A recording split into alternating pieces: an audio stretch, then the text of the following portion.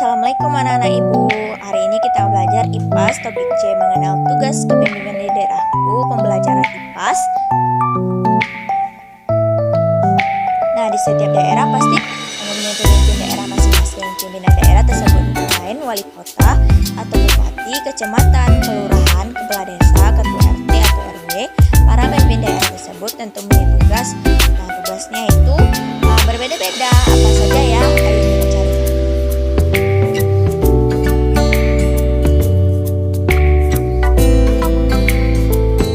Pemimpin daerah ini ada 5, yaitu wali kota, bupati, kecamatan, kelurahan, kepala desa, ketua RT atau RW. Masuk dalam wali kota atau bupati. Wali kota atau bupati adalah dua gelar yang digunakan untuk merujuk kepada kepala pemerintahan daerah dalam sistem pemerintahan di Indonesia. Kedua jabatan ini memiliki peran dan tanggung jawab yang serupa, tetapi terkait dengan wilayah pemerintahan yang berbeda.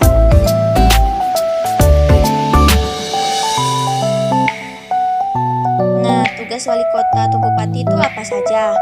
Nah, ada 6, yaitu meningkatkan pelayanan pendidikan, melindungi semua anggota masyarakat di daerahnya, menjaga persatuan, kesatuan, kerukunan nasional serta keutuhan NKRI, mengembangkan kehidupan demokrasi, meningkatkan mutu kehidupan masyarakat, dan mewujudkan keadilan dan perkataan dalam segala bidang kehidupan. Nah, itulah ya tugas-tugas wali kota dan bupati. Nah, selanjutnya kita masuk kecamatan. Nah, kecamatan ini adalah salah satu unit administratif dalam pemerintahan Indonesia yang terletak di bawah kabupaten atau kota. Kecamatan adalah tingkat pemerintahan yang berbeda di antara tingkat kabupaten atau kota dan desa atau kelurahan. Nah, tugas dari kecamatan ini sama dengan yang tadi wali kota tadi sebelum. Ya, itu ada 6, yaitu pertama pelaporan pertanggungjawaban atas pelaksanaan tugas dan fungsinya kepada wali kota. Nah, pengorganisasian upaya penyelenggaraan ketentraman dan ketertiban umum, pengorganisasian penerapan dan penegakan peraturan perundang-undang, pengorganisasian pemilihan prasarana dan fasilitas pelayanan, pembina penyelenggaraan pemerintahan, dan pengelolaan usaha ketatanegaraan. Itu adalah tugas kecamatan. Nah, kita masuk dalam kelurahan. Nah, kelurahan ini adalah salah satu wilayah administratif dalam sebuah negara atau daerah yang umumnya merupakan bagian terkecil dari sistem administrasi pemerintahan. Nah, tugas dari kelurahan ini ada 5 ya. Nah, melaksanakan kegiatan pemerintah kelurahan, melakukan pemberdayaan masyarakat, melaksanakan pelayanan masyarakat, memelihara ketentraman dan ketertiban umum, dan memelihara sarana dan prasarana.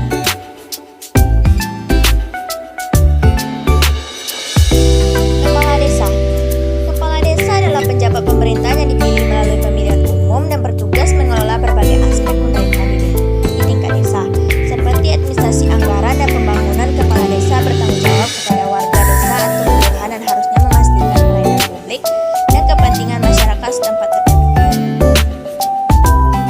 Itu adalah penjelasan dari kepala desa. Kita masuk dalam tugas kepala desa.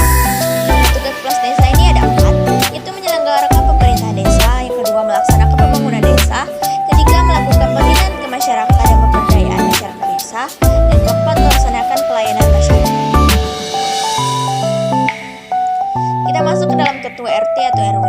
Ketua RT adalah pemimpin di tingkat daerah rendah dalam sistem pemerintahan desa atau kelurahan. RT biasanya mencakup sejumlah rumah tangga yang tinggal di daerah yang relatif kecil. Ketua RW adalah pemimpin di tingkat yang lebih tinggi dibandingkan ketua RT. RW mencakup ke beberapa RT dan mungkin mencakup daerah yang lebih luas. Itulah penjelasan dari ketua RT atau RW.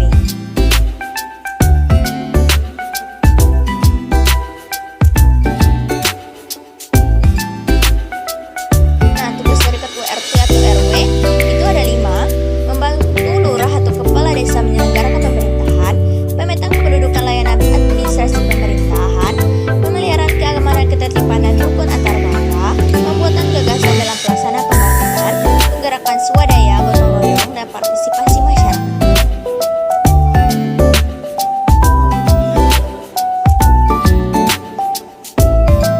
Para pemimpin daerah yang telah dijelaskan tadi perlu memiliki nilai apa saja nilai-nilai yang perlu dimiliki oleh seorang pemimpin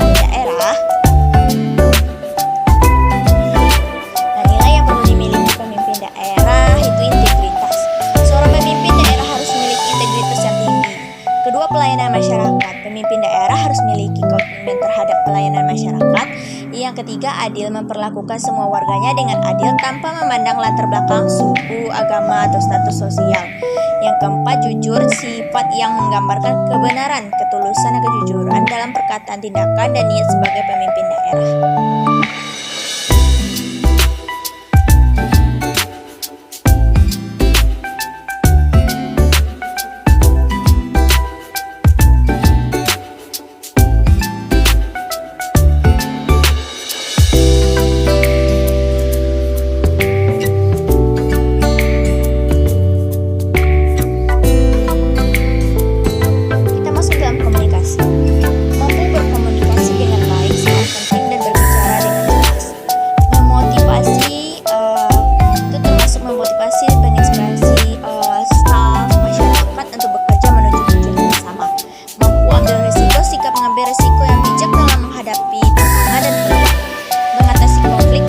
Menangani konflik dengan adil dan efektif serta mencari solusinya.